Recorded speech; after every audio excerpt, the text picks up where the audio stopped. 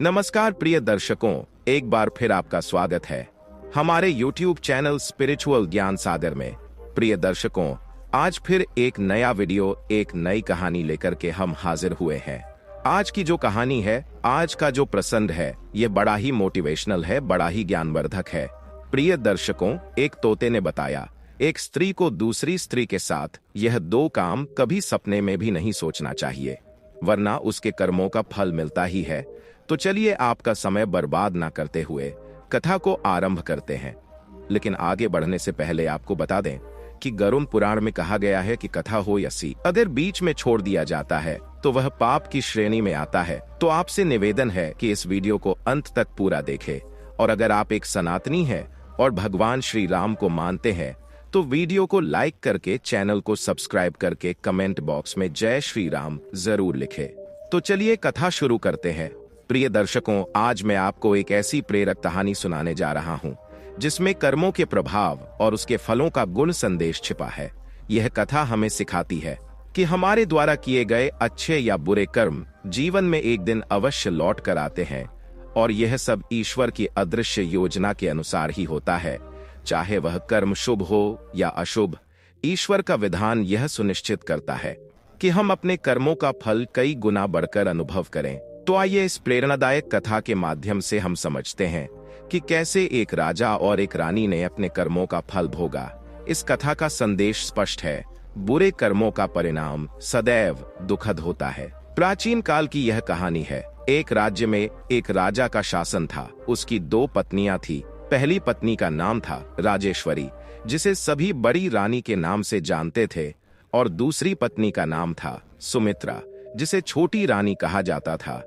राजमहल में अधिकतर कार्य और निर्णय बड़ी रानी राजेश्वरी की इच्छा अनुसार ही होते थे। उसका स्वभाव इतना प्रभावी था कि महल के अन्य सभी सदस्य उसकी बात मानने के लिए बाध्य थे। वहीं दूसरी ओर छोटी रानी सुमित्रा का जीवन महल में कठिनाइयों से भरा हुआ था। उसके विचार और आवश्यकताओं को अक्सर अनदेखा किया जाता था, और स्वयं राजा भी उसकी ओर ध्यान नहीं देता था। सुमित्रा के लिए महल का जीवन चुनौतीपूर्ण बन चुका था। उसके दो पुत्र थे, वीर और बसंत। दोनों भाइयों को भी वही तिरस्कार और कठिनाइयां झेलनी पड़ती थी। उन्हें ना ही अच्छा भोजन मिलता, ना ही अच्छे वस्त्र, और बड़ी माँ के कठोर शब्द और ताने भी उन्हें सहने पड़ते थे। सुमित्रा, जो एक सहनशील और भक्तिमय नारी थी, अपनी संतानों की कठिनाइयों को देखकर भी सब कुछ सह लेती थी। उसने अपने दुर्भाग्य को ईश्वर की इच्छा मान लिया था। परंतु बड़ी रानी राजेश्वरी को यह सब भी संतुष्टि नहीं दे पाता था। वह हर समय सुमित्रा को नीचा दिखाने और उसे अपमानित करने का प्रयास करती रहती थी। एक दिन बड़ी रानी राजेश्वरी ने सुमित्रा को स्नान के लिए नदी पर चलने का प्रस्ताव दिया। सुमित्रा, जो अपने हृदय में सच्चाई और भक्ति का वास रखती थी, बिना किसी शंका के उसके साथ नदी की ओर चल पड़ी। नदी किनारे पहुंचकर राजेश्वरी ने बड़े मीठे स्वर में कहा, आओ मैं तुम्हारे बाल धो देती हूँ। सुमित्रा ने प्रेम भाव से उसका यह आग्रह स्वीकार कर लिया और उसके सामने बैठ गई। दर्शकों, बाल धोते समय राजेश्वरी ने छल से एक जादुई टिकिया निकाली और उसे सुमित्रा के माथे पर धीरे से रगड़ दिया। कुछ ही पलों में सुमित्रा एक सुंदर हरे पंखों वाले तोते में परिवर्तित हो गई। उस तोते ने एक दर्द भरी पुकार की और उड़ता हुआ आसमान में दूर चला गया। अपने इस छल के सफल होते ही राजेश्वरी के हृदय में घमंड और कुटिलता का वास और भी प्रबल हो गया। महल में जब राजेश्वरी वापस आई तो उसने सबके सामने कहा कि छोटी रानी सुमित्रा नदी में डूब गई है। राजा ने बिना किसी संदेह के उसकी बात मान ली और अपने नौकर चाकरों को खोजने भेजा, परंतु सुमित्रा का कोई पता नहीं चला। राजेश्वरी ने छल पूर्वक सुमित्रा को अपने मार्ग से हटा दिया और अब महल में उसका संपूर्ण अधिकार हो गया था। सुमित्रा के जाने के साथ ही जैसे राजमहल की सुख शांति और समृद्धि विलुप्त हो गई थी, पूरे राजमहल में एक अजीब सा अंधकार और उदासी छा गई थी। सुमित्रा के दोनों पुत्र वीर और बसंत अपनी माँ को बहुत याद करते थे। उनका हृदय पीड़ा से भर गया था और वे समझ नहीं पा रहे थे कि अचानक से ऐसा क्या हुआ जो उनकी माँ सदा के लिए चली गई। इधर सुमित्रा, जो अब एक तोते के रूप में थी, उड़ते उड़ते एक अन्य राज्य की सीमा में पहुंच जाती है और वहां के राजा के महल में पहुंच जाती है। उस राज्य के राजा ने जब सोने के समान चमकते हुए उस अद्भुत तोते को देखा तो वह आश्चर्यचकित हो गया। राजा की पुत्री बसंतलता, जो अत्यंत सुंदर थी, उसने अपने पिता से आग्रह किया, पिताजी मुझे यह सोने का तोता चाहिए। राजा ने अपनी पुत्री की इच्छा का सम्मान करते हुए आदेश दिया कि उस तोते को पकड़कर पिंजरे में बंद कर दिया जाए। इस प्रकार सुमित्रा, जो अब तोते के रूप में कैद थी, अपने घर और बच्चों की याद में तड़पने लगी। समय बीतता गया। इस बीच राजेश्वरी के 3 पुत्र हुए, परंतु सभी दुर्बल और कमजोर थे। उनके शरीर में केवल हड्डियां ही दिखती थी, मानो हल्की सी हवा के स्वास्थ्य को लेकर चिंतित थी। उसने हर संभव प्रयास किया, उन्हें उत्तम भोजन खिलाया, औषधियां दी और विशेष देखभाल की। फिर भी उसके पुत्र स्वस्थ और हष्ट-पुष्ट नहीं हो पा रहे थे, बल्कि पतले दुबले ही बने रहे। दूसरी ओर सुमित्रा के दोनों पुत्र वीर और बसंत, जिनके लिए राजेश्वरी भोजन की उचित व्यवस्था भी नहीं करती थी, फिर भी स्वस्थ और शक्तिशाली दिखाई देते थे। यह देखकर राजेश्वरी के मन में उनके प्रति और भी ईर्ष्या उत्पन्न हो गई। राजेश्वरी के मन में एक प्रश्न उठने लगा, यह कैसे संभव है कि वीर और बसंत बिना अच्छे भोजन के भी स्वस्थ है, जबकि मेरे पुत्रों को श्रेष्ठ भोजन देने के बावजूद वे दुर्बल ही रहते हैं। प्रिय दर्शकों, एक दिन जब वीर और बसंत पाठशाला से लौटे तो उन्होंने देखा कि उनकी सौतेली मां राजेश्वरी क्रोध में उन्मत्त हो रही थी। जैसे ही उन्होंने उन्हें देखा, उसने अपशब्दों की बौछार कर दी, रोने चिल्लाने लगी और घर के सामान को इधर उधर फेंकने लगी। इस घटना की खबर जब राजा तक पहुंची तो वे घबराते हुए दौड़े आए और बोले, रानी तुम्हें क्या हुआ है? राजेश्वरी क्रोध से थरथरा उठी, बोली, यह दोनों मेरी सौत के पुत्र हमेशा मेरा अपमान करते हैं, मुझे तिरस्कार भरे शब्द कहते हैं। मेरा हृदय तब तक शांत नहीं होगा जब तक इनके रक्त से मैं स्नान नहीं कर लूंगी। या तो इस घर में यह बच्चे रहेंगे या मैं रहूंगी। अगर आज इन्हें नहीं हटाया गया तो मैं किसी नदी या कुएं में गिरकर अपने प्राण त्याग दूंगी। रानी के इस कटु वाणी और आत्महत्या की धमकी सुनकर राजा विचलित हो गए। उन्हें भय था कि रानी सच में कुछ कर बैठेगी, क्योंकि राजा उसके प्रति पूरी तरह समर्पित था। राजा ने कहा, प्रिय, जैसा तुम चाहोगी मैं वैसा ही करूंगा, परंतु तुम इस घर को छोड़कर ना जाओ। राजा ने अपने दासत भाव में आकर रानी के कहने पर जल्लादों को बुलवाया और आदेश दिया कि इन दोनों राजकुमारों को मारकर उनका रक्त रानी को लाकर दे दिया जाए। प्रेमी भक्तों, वीर और बसंत के हृदय की पीड़ा असहनीय थी, परंतु जल्लाद जो राजा के आदेश का पालन कर रहा था, उनके हाथ पैर बांधकर उन्हें जंगल की ओर ले चला। वीर और बसंत की व्यथा को सुनने वाला वहां कोई नहीं था। जंगल में पहुंचकर जल्लाद ने उनके वस्त्र उतरवाकर उन्हें पेड़ की छाल पहनाई और अश्रुपूरित नेत्रों से कहा, पुत्रों, राजा की आज्ञा है कि मैं तुम दोनों को मार दूं, परंतु मैंने तुम्हें अपनी गोद में खिलाया है, तुम्हारा रक्त कैसे बहा सकता हूं? मेरे भाग्य में जो प्रभु ने लिखा है वही हमें प्राप्त होगा। इसलिए तुम इस जंगल में ईश्वर की इच्छा का पालन करते हुए पेड़ की छाल पहन लो और इस पर चादर ओढ़ लो, ताकि कोई तुम्हें राजकुमार के रूप में पहचान ना सके। यह ईश्वर की ओर से तुम्हारे लिए एक नई राह है। जल्लाद ने वीर और बसंत को समझाया, अभी सावधान रहो, प्रभु का आदेश समझो और एक नया जीवन अपनाओ। यहां से दूर निकल जाओ, जिससे तुम्हें एक नई दिशा मिले। फिर उसने उन्हें जंगल से बाहर निकलने का रास्ता दिखाया और स्वयं राजमहल की ओर लौट पड़ा। लौटते समय उसने मार्ग में एक कुत्ते और सियार का वध किया और उनके रक्त को एक पात्र में भरकर बड़ी रानी के पास ले गया। रानी ने उसे देखकर सोचा कि यह वीर और बसंत का रक्त है, मानो उनका अंत हो चुका हो। इस बीच वीर और बसंत जंगल के रास्ते पर ईश्वर का स्मरण करते हुए आगे बढ़ते गए। उनके सामने जंगल का घना अंधकार और लंबा मार्ग फैला था। थकावट से दोनों भाइयों ने एक पेड़ के नीचे विश्राम किया। बसंत ने कहा, भाई, मुझे बहुत प्यास लगी है, कहीं पानी मिलेगा? वीर ने इधर उधर नजर दौड़ाई और कहा, हमने बहुत दूर तक यात्रा की है, पर पानी कहीं नजर नहीं आ रहा। अब तो मेरी भी स्थिति कठिन हो रही है। बसंत ने धैर्य धारण किया और कहा, ठीक है, तुम यहीं ठहरो, मैं पानी की खोज में जाता हूँ। कुछ समय भटकने के बाद बसंत को एक छोटा सा तालाब दिखा, जिसे देखकर उसका हृदय उल्लास हो उठा। परंतु अब एक समस्या थी, वह पानी वीर तक कैसे ले जाए? तभी उसकी नजर अपनी चादर पर पड़ी। उसने सोचा, यदि मैं अपनी चादर को पानी में भिगो लूं तो वीर की प्यास बुझा सकता हूं।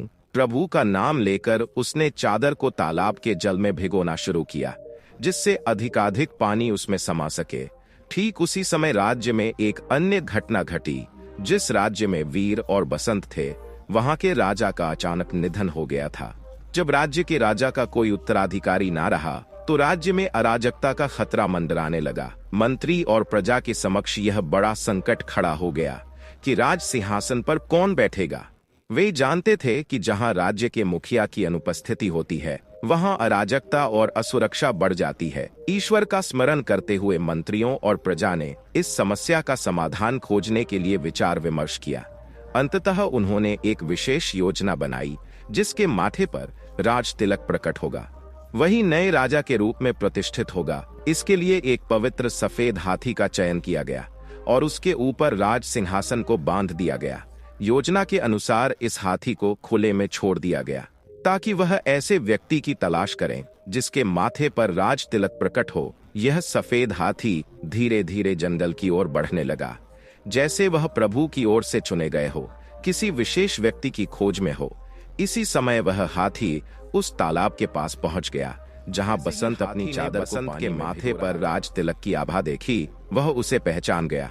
तत्क्षण उसने बसंत को अपनी सूंड में उठाकर सीधे सिंहासन पर बैठा दिया।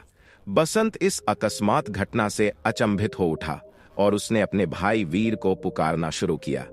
वीर, वीर, तुम कहां हो? परंतु उसकी आवाज जंगल की गहराइयों में खो गई।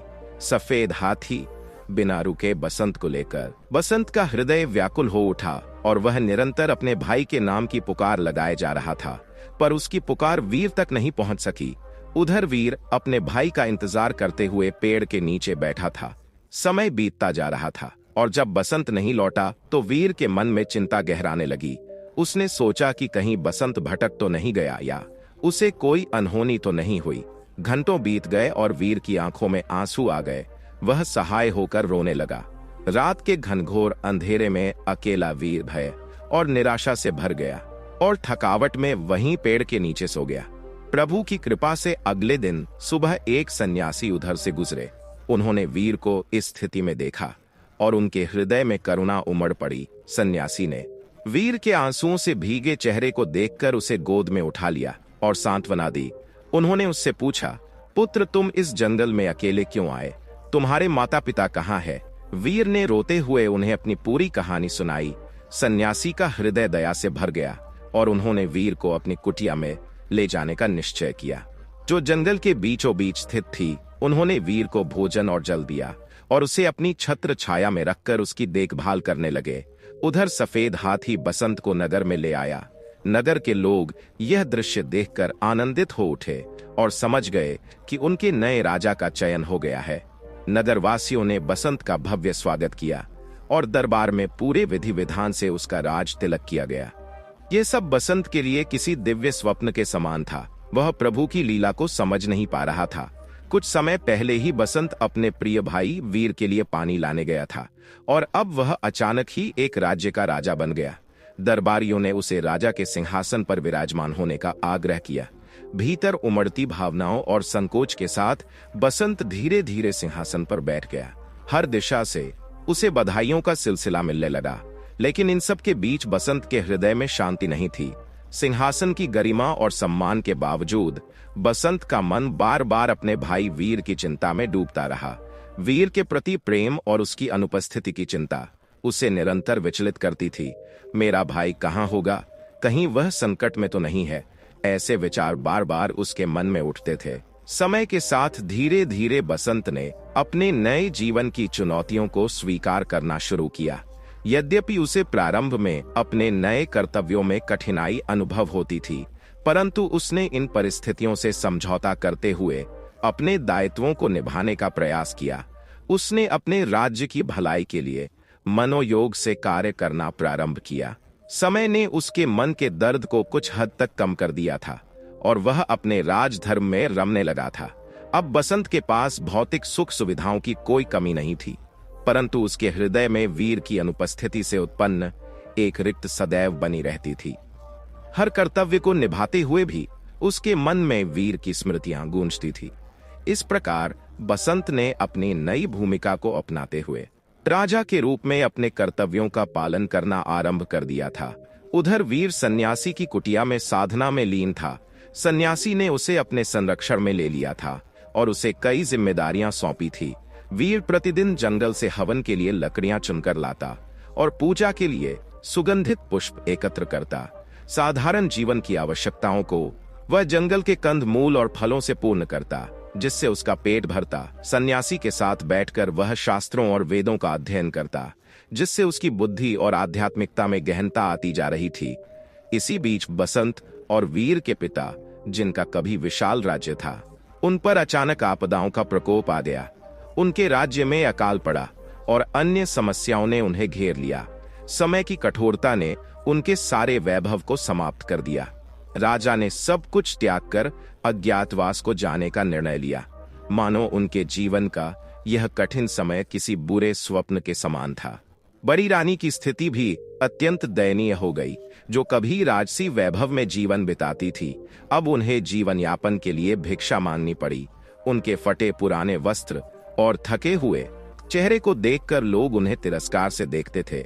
इस अपमान और सहायता के बीच उनका जीवन संघर्षमय हो गया था। अंततः दुखों से घिरी हुई वह अपने तीनों पुत्रों के साथ समुद्र के किनारे जा पहुंची। अचानक एक बड़ी लहर उठी और उसके तीनों पुत्रों को बहा ले गई। बड़ी रानी ने उन्हें बचाने की भरसक कोशिश की, लेकिन सब व्यर्थ हो गया। अपने पुत्रों के चले जाने से वह अत्यंत व्याकुल हो गई और अंत में उन्होंने भी समुद्र में कूदकर अपने जीवन का अंत कर दिया। दोस्तों, यही उसकी करनी का फल था। उधर उसी राज्य के राजा की पुत्री बसंतलता बड़ी हो चुकी थी। वह अत्यंत रूप थी और उसकी सुंदरता दूर दूर तक विख्यात थी। राजा अपनी पुत्री के लिए एक योग्य वर की खोज में थे, लेकिन कोई ऐसा राजकुमार नहीं मिला जो बसंतलता के लिए उपयुक्त हो। राजा ने रानी से परामर्श किया और यह निर्णय लिया कि बसंतलता के लिए एक भव्य स्वयंवर समारोह में आमंत्रित किया गया। स्वयंवर के दिन राज्य की सभा में अनेक राज्यों के राजकुमार उपस्थित हुए। राजा ने सभा में घोषणा की कि सभी राजकुमार अपने अपने आसन पर बैठेंगे और बसंतलता हाथ में वरमाला लेकर सबके समक्ष जिस राजकुमार को वह पसंद करेंगी, उसके गले में वरमाला डाल देंगी। स्वयंवर के लिए बसंतलता ने अत्यंत उत्साह के साथ श्रृंगार करना आरंभ किया। उसने अपने बालों का एक सुंदर जूड़ा बनाया, आंखों में काजल लगाया और पैरों में आलता रचा। फिर उसने अपने पास के पिंजरे में बंद तोते से पूछा, अब मुझे और क्या पहनना चाहिए? वह तोता वास्तव में छोटी रानी का अवतार था, जो ज्ञान और अनुभवी मार्गदर्शन का प्रतीक बनकर आया था। तोते ने उत्तर दिया, यदि मैं तुम्हारी जगह होती तो पांव में सोने की पायल पहनती, जिसकी मधुर झनकार सबका ध्यान आकर्षित करती। बसंतलता को यह सुझाव बहुत पसंद आया और उसने अपने पैरों में सोने की पायल पहन ली। फिर उसने तोते से दोबारा पूछा, और क्या पहनना चाहिए? तोते ने कहा, यदि मैं तुम्हारी जगह होती तो सोने की जरी वाली साड़ी पहनती, जो तुम्हें भव्य और राजसी दिखाती। बसंतलता ने तुरंत सोने की जड़ी साड़ी पहन ली, जिससे उसका सौंदर्य और भी निखर गया। उसके बाद उसने फिर से तोते से पूछा, अब बताओ, अब मुझे क्या पहनना चाहिए? तब तोते ने कहा, अब तुम हीरे का हार पहन लो। यह हार तुम्हारे गले में अत्यंत सुंदर लगेगा और सभी का ध्यान तुम्हारी ओर आकर्षित करेगा। बसंतलता ने अपने गले में हीरे का हार पहन लिया और दर्पण में अपने दिव्य रूप को निहारा। फिर उसने तोते से पूछा, अब और क्या पहनना चाहिए? तोते ने मुस्कुराते हुए धीरे से कहा, नारी का श्रृंगार तभी पूर्ण होता है जब उसके नाक में मोती की लौंग, कानों में करण फूल और मांग में हीरे का टीका हो। इन सभी से ही तुम्हारा श्रृंगार संपूर्ण होगा। बसंतलता ने तोते की सलाह मानी और नाक में मोती की लौंग, कानों में करण फूल और मांग में हीरे का टीका पहन लिया। अब उसका श्रृंगार पूरा हो चुका था और वह अपार सुंदरता से आलोकित हो रही थी। सभी श्रृंगार करने के बाद तोते ने एक बार फिर उसे निहारते हुए कहा, बसंतलता, तुम्हारा श्रृंगार तो अब संपूर्ण हो चुका है, परंतु तुम्हारे पास गजमुख का मोती नहीं है। उसके बिना यह श्रृंगार अधूरा है। अगर स्वयंवर में आए किसी राजकुमार के पास गजमुख का मोती हो तो समझना कि वही तुम्हारा सच्चा वर होगा। यह सुनते ही बसंतलता ने सभी आभूषण और श्रृंगार त्याग दिए और घोषणा कर दी कि जो राजकुमार गजमुख का मोती लाएगा उसी से वह विवाह करेगी। इस अनोखी शर्त को सुनते ही स्वयंवर में उपस्थित सभी राजकुमार गजमुख के दुर्लभ मोती की खोज में निकल पड़े। सभी ने सुना था कि यह अनमोल मोती केवल समुद्र किनारे पाए जाने वाले दुर्लभ सफेद हाथियों के मस्तक में मिलता है। अतः सभी राजकुमार समुद्र तट की ओर चल पड़े। वहां पहुंचते ही हाथियों के एक झुंड ने उन पर हमला कर दिया। उग्र हाथियों ने कई राजकुमारों को घायल कर दिया। कुछ के हाथ पैर टूट गए और कुछ गंभीर रूप से आहत हो गए। हताश होकर अधिकांश राजकुमार यह सोचते हुए लौट गए कि शायद वे बसंतलता से विवाह नहीं कर सकेंगे। इस घटना का समाचार बसंतलता के पिता के कानों तक भी पहुंचा। उन्हें राजकुमारों की इस दुर्दशा पर दुख हुआ, परंतु साथ ही उन्होंने बसंतलता की इस शर्त को अहंकार पूर्ण समझा। उन्होंने सोचा कि बसंतलता को सत्य का बोध कराना आवश्यक है। अंततः उन्होंने बसंतलता के राज्य पर आक्रमण कर दिया। युद्ध में बसंतलता के पिता की पराजय हुई और बसंतलता बंदी बना ली गई। बसंतलता का अहंकार पूरी तरह टूट चुका था। दूसरी ओर वीर अपनी साधारण साधु जीवन में एक सन्यासी की कुटिया में निवास कर रहा था। उसे नहीं पता था कि उसकी नियति उसे कहां ले जाएगी। वह पूरा दिन जंगल में घूमता और कुटिया उसी बरगद के पेड़ में एक गिलहरी और एक बुलबुल का निवास था। दोनों प्राणी अक्सर आपस में बात किया करते थे। एक दिन वीर बरगद के पेड़ के नीचे बैठा और उसने गिलहरी और बुलबुल की बातचीत को ध्यान से सुना। गिलहरी ने कहा, कौन जानता है कि बसंतलता के स्वयंवर का क्या परिणाम होगा। इस पर बुलबुल ने गंभीरता से उत्तर दिया, वीर सागर के किनारे एक दूध का पर्वत है, जहां से दूध की धारा सागर में गिरती है। उस सागर में एक अद्वितीय स्वर्ण कमल खिला हुआ है और उस स्वर्ण कमल के मध्य में एक सफेद हाथी रहता है। उसी हाथी के मस्तक में गजमुख का मोती होता है। गिलहरी ने पूछा, लेकिन वहां तक पहुंचेगा कौन? यह तो अत्यंत कठिन यात्रा है। बुलबुल ने उत्तर दिया, हे बहन, वहां तक वही पहुंच सकता है जो सच्चा और साहसी हो और जो अपने उद्देश्य के प्रति दृढ़ संकल्पित हो। वीर ने यह वार्तालाप सुनकर निश्चय किया कि वह स्वयं गजमुख के मोती की खोज में जाएगा और बसंतलता की शर्त को पूरा करेगा। उसने गिलहरी और बुलबुल से कहा, मैं गजमुख मोती लाने के लिए वहां जाऊंगा। क्या तुम मेरी कुछ गिलहरी और बुलबुल ने सहमति में सिर हिलाते हुए कहा, हमें अत्यंत प्रसन्नता होगी तुम्हारी सहायता करके, परंतु पहले तुम्हें सन्यासी के पास जाकर उनका त्रिशूल लेना होगा और फिर सेमल के पेड़ के पास जाकर राजसी वस्त्र प्राप्त करने होंगे। इन चीजों से तुम्हें गजमुख मोती की खोज में सहायता मिलेगी। वीर ने गिलहरी और बुलबुल की बात मानी। वह पहले सन्यासी के पास गया और उनसे आशीर्वाद स्वरूप त्रिशूल प्राप्त किया। फिर वह सेमल के पेड़ के पास गया, जहां उसे वह एक राजकुमार के भांति लगने लगा। सारी तैयारी करने के पश्चात वह गजमुख मोती की खोज में समुद्र की ओर चल पड़ा। लंबी यात्रा के बाद वीर ने दिव्य सागर का किनारा देखा, जहां दूर से ही दूध का पर्वत सागर में गिरता हुआ प्रतीत हो रहा था। उस दूध के सागर के मध्य में एक विशाल स्वर्ण कमल खिला हुआ था। जैसे ही वह निकट पहुंचा, उसने देखा कि उस स्वर्ण कमल के बीच में एक भव्य सफेद हाथी बैठा है, जिसके मस्तक पर गजमुख मोती की दिव्य ज्योति चारों ओर प्रकाश बिखेर रही थी। वीर ने साहस पूर्वक उस सफेद हाथी के पास जाकर त्रिशूल को उसके मस्तक पर धीरे से स्पर्श कराया। जैसे ही त्रिशूल का स्पर्श हुआ, हाथी, स्वर्ण कमल और सागर सभी अदृश्य हो गए। अब वहां केवल एक साधारण कमल का फूल रह गया था, जिसके मध्य में गजमुख मोती की माला थी। वीर ने श्रद्धा से माला को हाथ में लिया। उसी क्षण कमल का फूल मानवीय वाणी में बोला, तुम सचमुच एक साहसी राजकुमार हो। मुझे बताओ, तुम्हारा राज्य कौन सा है और तुम्हारी पहचान क्या है? वीर ने विनम्रता से उत्तर दिया, मैं किसी राजवंश का नहीं हूँ। मैं केवल एक सन्यासी के संग जंगल में रहने वाला एक साधारण व्यक्ति हूँ। कमल के फूल ने मुस्कुराते हुए कहा, तुम्हारा साहस ही तुम्हारी पहचान है। इस गजमुख मोती की माला को अपने पास रखो और मुझे अपने हृदय में स्थान दो।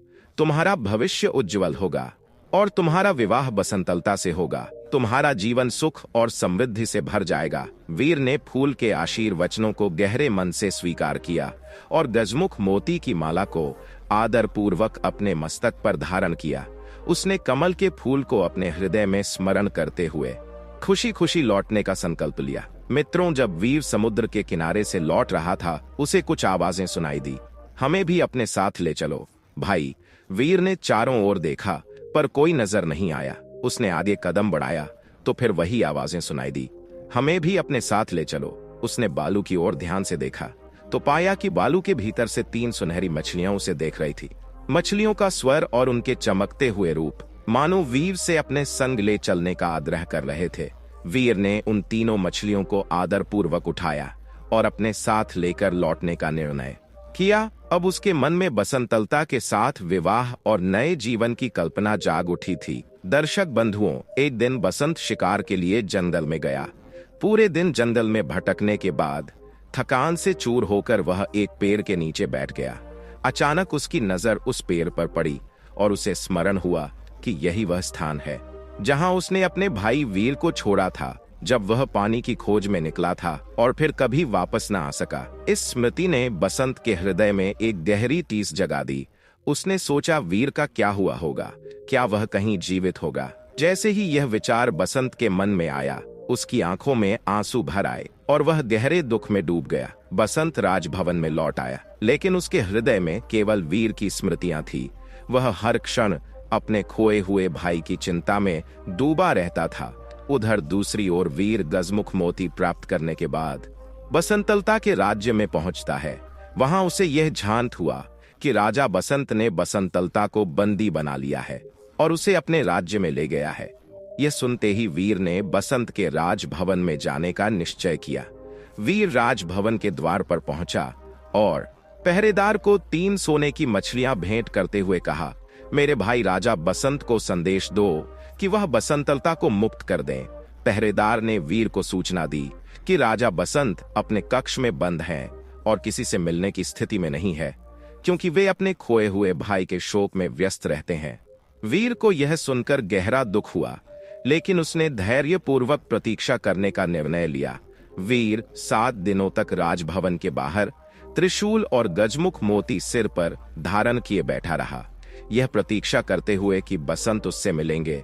8वें दिन राजा बसंत कुछ सामान्य होते हैं और कक्ष से बाहर निकलते हैं।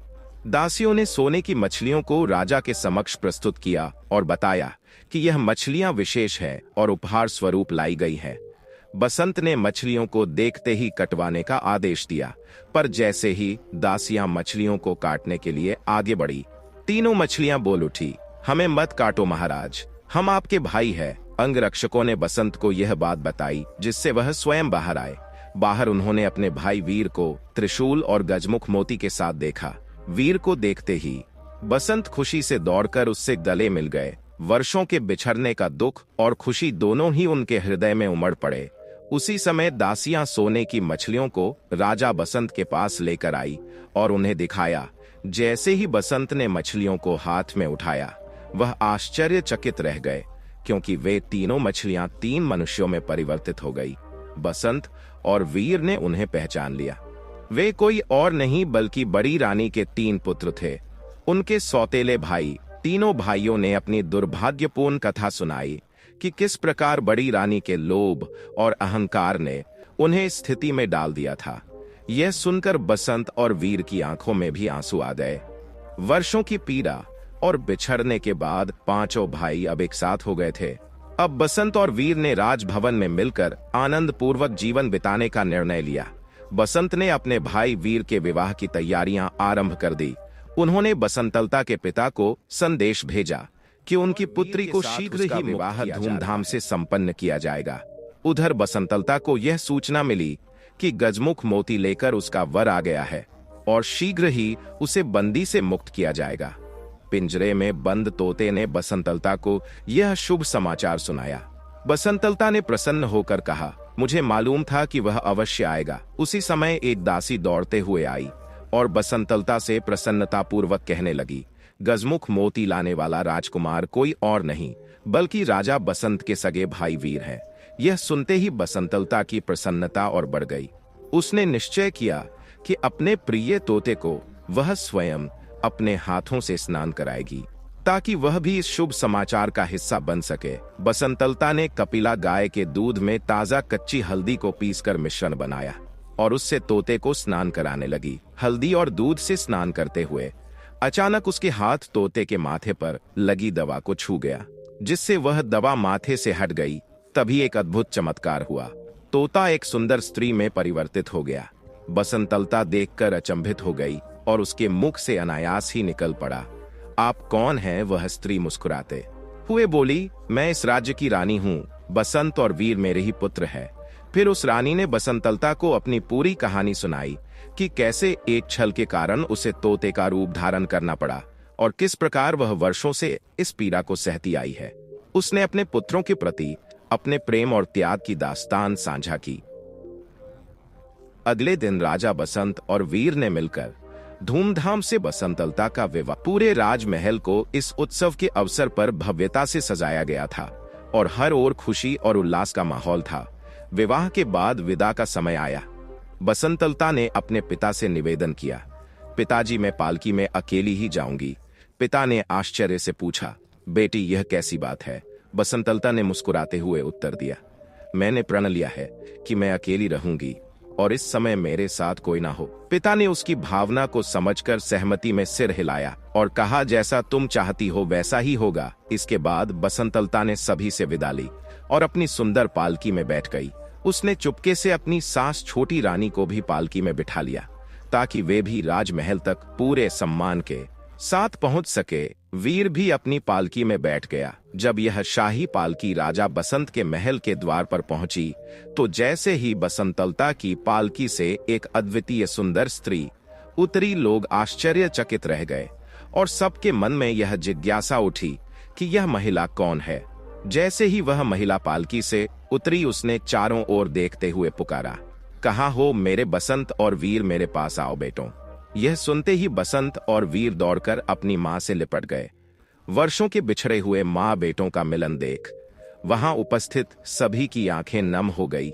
इस मिलन की खुशी में बड़ी रानी के तीनों पुत्र भी वहां पहुंच गए और अपनी मां व भाइयों के साथ इस सुखद अवसर में शामिल हो गए। परिवार का पुनर्मिलन हो चुका था और वर्षों का दुख और संघर्ष अब आनंद और प्रेम में बदल चुका था। राजमहल में इस सुखद समाचार से सबके मन में शांति और संतोष का वास हो गया। कुछ समय बाद बसंत और वीर के पिता भी लौट आए और अपने परिवार को एकजुट देखकर अपार खुशी का अनुभव किया। इस प्रकार छोटी रानी के दुखों का अंत हुआ और अब सभी के दिन सुख, शांति और आनंद में बीतने लगे। पूरा राज्य भी सुख समृद्धि से परिपूर्ण हो गया। मित्रों, इस कथा से हमें यह सीखने को मिलता है कि हमारे कर्म अच्छे हो या बुरे, हमारे जीवन में लौटकर अवश्य आते हैं। जिस प्रकार बड़ी रानी को अपने कर्मों का दंड मिला और छोटी रानी व उनके पुत्रों को राजसी वैभव प्राप्त हुआ, इस कहानी से यह सत्य उजागर होता है कि व्यक्ति को अपने कर्मों का फल अवश्य भोगना पड़ता है। तो मित्रों, यह थी हमारी कथा। आपको यह कहानी कैसी लगी, हमें अपने विचार कमेंट सेक्शन में जरूर बताएं। प्रिय दर्शकों, आगे चलकर यह भी जानेंगे कि किस रंग की बिंदी लगाने से स्त्री के जीवन का सुख चला जाता है। तो चलिए कथा शुरू करते हैं। एक बार माता लक्ष्मी क्षीरसागर में भगवान विष्णु के साथ आनंद और शांति में समय व्यतीत कर रही थी। उनकी भक्ति और समर्पण की भावना से उनका जीवन धन्य हो रहा था। एक दिन उनकी दिव्य अंतर्दृष्टि में एक प्रश्न उदित हुआ, ऐसा कौन सा श्रृंगार या वस्त्र है जो स्त्री के जीवन में कष्टों को आमंत्रित कर सकता है। माता लक्ष्मी जानना चाहती थी कि कहीं कोई ऐसा वस्त्र, आभूषण या श्रृंगार है जिससे स्त्री का सुख समाप्त हो जाए। इस चिंतन को लेकर उन्होंने अत्यंत श्रद्धा भाव से भगवान विष्णु से यह प्रश्न किया। उन्होंने कहा, हे प्रभु, आप त्रिकालदर्शी हैं, सभी जीवों के सुख दुख के कारणों को जानते हैं। कृपया मुझे यह बताएं कि क्या कोई ऐसा आभूषण या श्रृंगार है जिसके धारण से स्त्री के जीवन में दुख का प्रवेश होता है। भगवान विष्णु ने मंद स्मित करते हुए कहा, हे देवी, आपका प्रश्न अत्यंत गहन और चिंतनशील है। इसका उत्तर केवल यह बताकर देना उचित नहीं होगा कि कौन सा श्रृंगार स्त्री के जीवन में कष्टों का कारण बनता है। इस प्रश्न का उत्तर देने के लिए मैं तुम्हें एक कथा सुनाऊंगा जिसके माध्यम से तुम स्वयं उत्तर तक पहुंच सकोगी। माता लक्ष्मी ने अत्यंत श्रद्धा और उत्सुकता के साथ कहा, हे प्रभु, आपकी कथा सुनने के लिए भगवान विष्णु ने एक समय का स्मरण करते हुए कथा आरंभ की। बहुत समय पहले की बात है। एक समृद्ध और विशाल राज्य था। इस राज्य का नाम अशोक नगर था और यहाँ के राजा अग्रसेन अपने न्यायप्रियता और धर्मनिष्ठा के लिए प्रख्यात थे। राज्य में सुख, शांति और समृद्धि का अद्भुत सामंजस्य था। प्रजा अपने राजा से अत्यंत प्रेम करती थी, क्योंकि राजा सदैव उनके कल्याण के प्रति समर्पित थे। इस राज्य में एक मंत्री था, सुखदेव, जो राजा अग्रसेन का बाल्यकाल का मित्र था। दोनों का संबंध केवल शासकीय नहीं था, वे आत्मीय मित्र भी थे, जिन्होंने बचपन से साथ में समय बिताया था।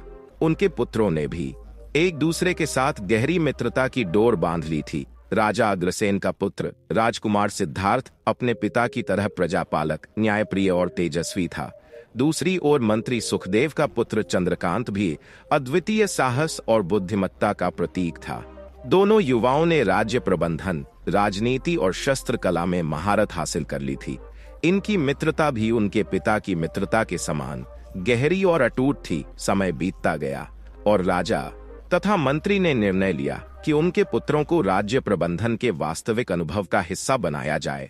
अतः उन्हें राज्य की महत्वपूर्ण जिम्मेदारियां सौंपी गई और विभिन्न क्षेत्रों में भेजा गया, ताकि वे राज्य की भिन्न परिस्थितियों को समझ सके।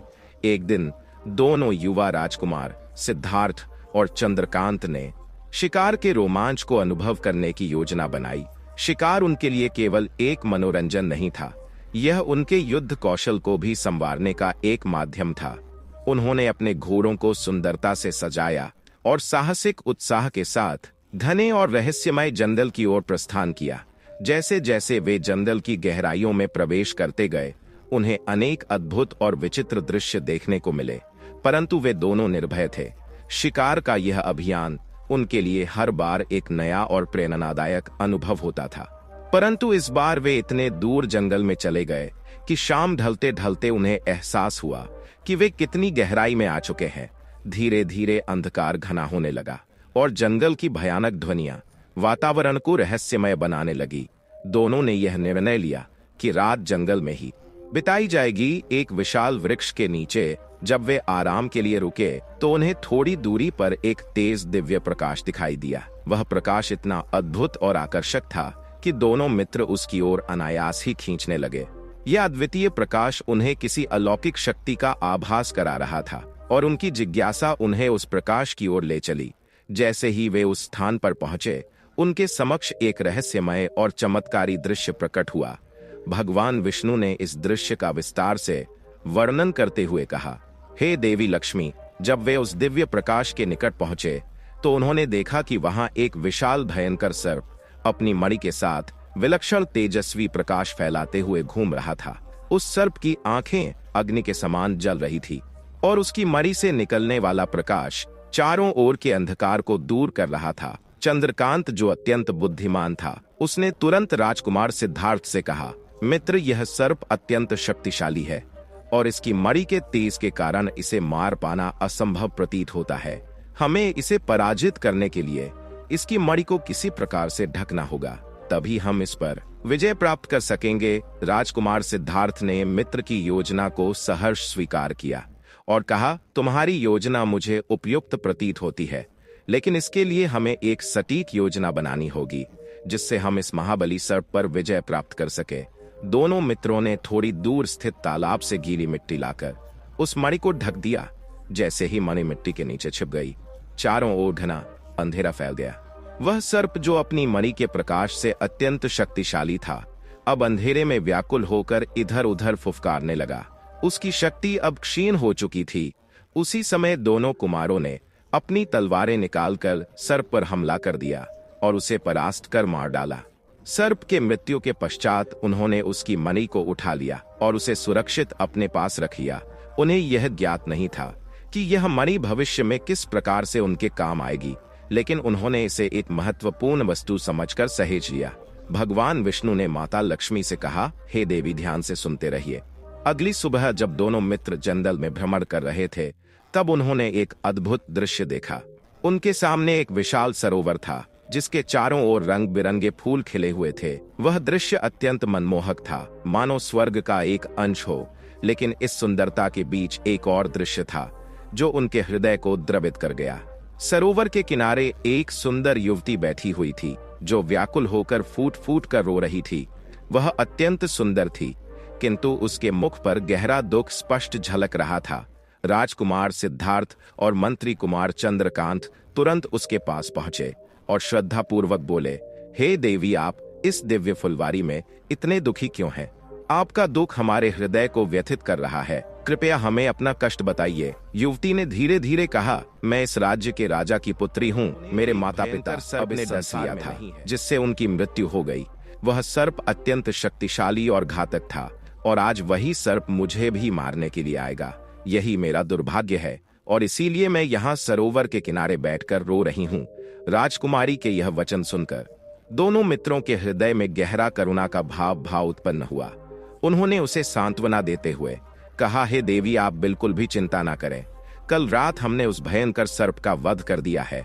अब वह सर्प आपके निकट नहीं आ सकता, क्योंकि अब वह इस संसार में नहीं है। अब आपको कोई भी भय नहीं है। राजकुमारी ने यह सुनते ही आश्चर्य और प्रसन्नता से खिलते हुए कहा, आपने सचमुच उस भयंकर सर्प का वध कर दिया। यह सुनकर मेरा हृदय प्रसन्नता से भर गया है।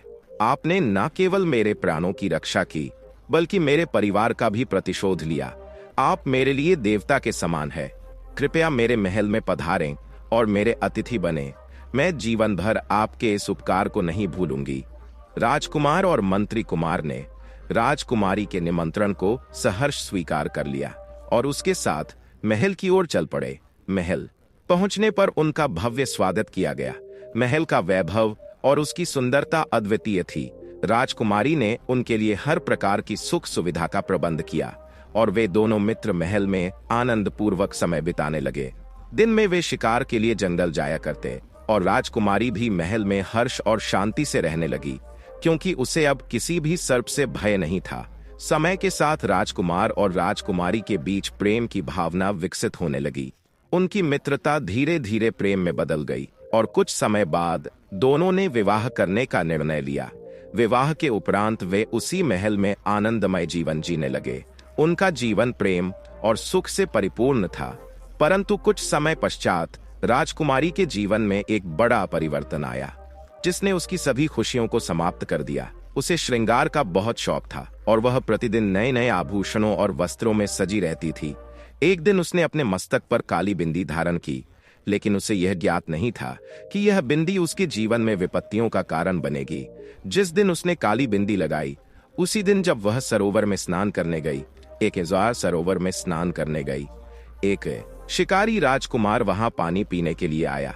शिकारी राजकुमार ने राजकुमारी को स्नान करते हुए देखा और उसकी अद्वितीय सुंदरता से मोहित हो गया। उसकी सुंदरता के दर्शन मात्र से वह स्तब्ध हो गया और बेहोश होकर धरती पर गिर पड़ा। जब उसे होश आया तो उसने चारों ओर राजकुमारी को ढूंढा, लेकिन वह वहां नहीं थी। इस दृश्य ने उसके मन पर ऐसा गहरा प्रभाव डाला कि वह पागलपन की अवस्था में पहुंच गया। दिन रात वह उसी राजकुमारी का नाम बड़बड़ाने लगा और उसका पागलपन धीरे धीरे बढ़ता ही चला गया। शिकारी राजकुमार के पिता, जो एक राजा थे, इस परिस्थिति से अत्यंत चिंतित हो उठे। उन्होंने राज्य में घोषणा करवाई कि जो भी उनके पुत्र का पागलपन दूर करेगा, उसे आधा राज्य और उनकी पुत्री से विवाह का अवसर मिलेगा। इस घोषणा को सुनकर एक बूढ़ी महिला, जिसका अपना पुत्र भी पागल था, बुढ़िया ने सोचा कि यह अवसर उसके लिए उचित सिद्ध हो सकता है। उसने मन में विचार किया कि यदि वह राजा के पुत्र का पागलपन ठीक कर देती है, तो राजा उसकी बेटी का विवाह उसके पुत्र से कर देगा और उसे आधा राज्य भी प्राप्त हो जाएगा। इस विचार के साथ वह राजा के दरबार में पहुंची और बोली, महाराज, मैं आपके पुत्र का पागलपन दूर कर सकती हूँ, लेकिन इसके लिए मुझे कुछ सिपाहियों और आपके पुत्र के बारे में विशेष जानकारी की आवश्यकता होगी। जैसे वह कहां कहां शिकार के लिए गए थे। राजा, जो अपने पुत्र की हालत से अत्यंत दुखी थे, तुरंत तैयार हो गए। उन्होंने उस बुढ़िया को सिपाहियों के साथ जंगल में भेज दिया ताकि वह उस स्थान का पता लगा सके जहां से उनके पुत्र का पागलपन शुरू हुआ था। बुढ़िया और सिपाही उस स्थान पर पहुंचे जहां राजकुमार ने पहली बार राजकुमारी के दर्शन किए थे। जब बुढ़िया ने राजकुमारी को सरोवर के किनारे देखा तो उसने तुरंत समझ लिया कि यही वह सुंदर युवती है जिसने राजा के पुत्र को पागल कर दिया है। उसने योजना बनाई कि राजकुमारी को बंदी बनाकर महल ले जाया जाए ताकि राजा का पुत्र ठीक हो सके। बुढ़िया ने कोमल और मधुर स्वर में राजकुमारी से कहा, बेटी, तुम रोज यहाँ स्नान करने आती हो, पर मैंने कभी तुमसे बात नहीं की। क्या तुम मेरे पास कुछ समय बैठोगी? मैं यहाँ अकेली रहती हूँ। तुम्हारी संगति से मुझे बहुत अच्छा लगेगा। राजकुमारी, जो सदा दूसरों की सहायता के लिए तत्पर रहती थी, बुढ़िया के पास बैठ गई और उससे कुछ देर तक बातें करती रही। जैसे ही राजकुमारी उठने लगी, बुढ़िया ने सिपाहियों को संकेत दिया और उन्होंने जबरदस्ती राजकुमारी को पकड़ा और महल की ओर ले चले। महल पहुंचते ही राजकुमारी को एक कक्ष में बंद कर दिया गया। वह अत्यंत दुखी और परेशान थी। उसने अपने पति और मंत्री कुमार को स्मरण किया, परंतु उसे वहां से कोई सहायता नहीं मिली। जब राजा को यह भान हुआ कि बुढ़िया राजकुमारी को लेकर आई है, तो उसने अपने पागल पुत्र को यह सूचना दी। जैसे ही पागल राजकुमार को यह पता चला कि वह सुंदर युवती महल में है, उसका पागलपन कुछ समय के लिए शांत हो गया।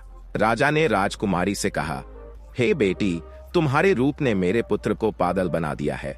अब तुम्हें उससे विवाह करना होगा, तभी वह पूर्ण रूप से स्वस्थ हो पाएगा। राजकुमारी ने और उसे इस विवाह से बचने के लिए कुछ समय चाहिए। उसने विनम्रता पूर्वक राजा से कहा, हे महाराज, मैं इस परिस्थिति पर चिंतन और तपस्या करना चाहती हूँ। कृपया मुझे 12 वर्षों का समय दें, ताकि मैं निर्णय कर सकूं कि मैं आपके पुत्र से विवाह कर सकती हूँ या नहीं। राजा, जो अपने पुत्र की भलाई के लिए किसी भी शर्त को मानने के लिए तैयार था, राजकुमारी की बात मान गया और उसे 12 वर्षों की तपस्या करने का समय दे दिया। राजकुमारी ने यह समय इसलिए मांगा क्योंकि उसे विश्वास था कि उसके पति और मंत्री कुमार उसे खोजते हुए यहाँ अवश्य आएंगे। उधर राजकुमार और मंत्री कुमार अपनी प्रिय राजकुमारी की खोज में दिन रात एक कर रहे थे। कई दिन बीत गए, परंतु राजकुमारी का कोई सुराग नहीं मिला। मंत्री कुमार ने संकल्प लिया कि वह किसी भी कठिनाई का सामना कर राजकुमारी को ढूंढ निकालेगा। उसने विभिन्न राज्यों में जाकर जानकारी इकट्ठा करना प्रारंभ किया।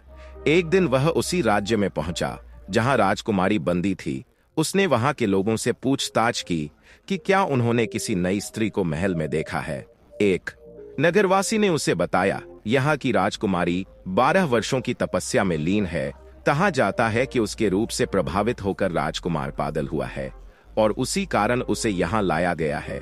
मंत्री कुमार ने तुरंत समझ लिया कि यह वही राजकुमारी है जिसे वह ढूंढ रहा है। उसने जान लिया कि यह बुढ़िया की कपटपूर्ण चाल थी।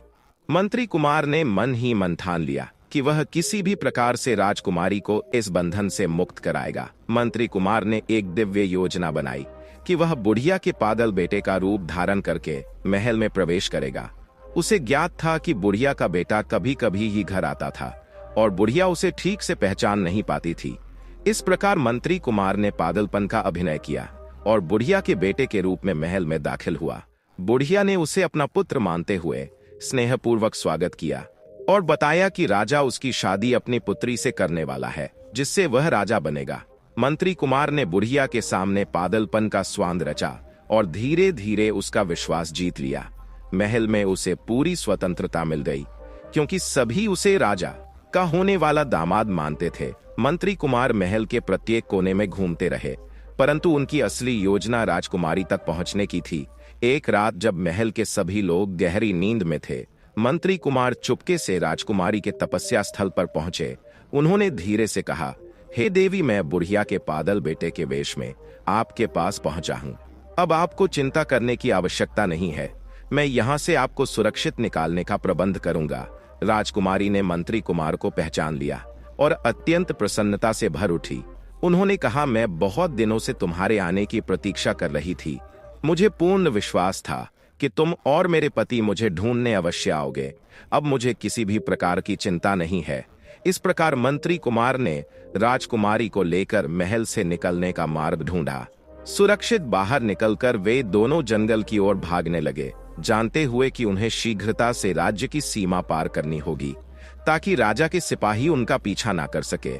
जंगल घना और लंबा था, परंतु मंत्री कुमार और राजकुमारी के हौसले अत्यंत दृढ़ थे। उन्होंने बिना रुके यात्रा जारी रखी, क्योंकि उन्हें झांत था कि सीमा पार करने के पश्चात वे सुरक्षित हो जाएंगे।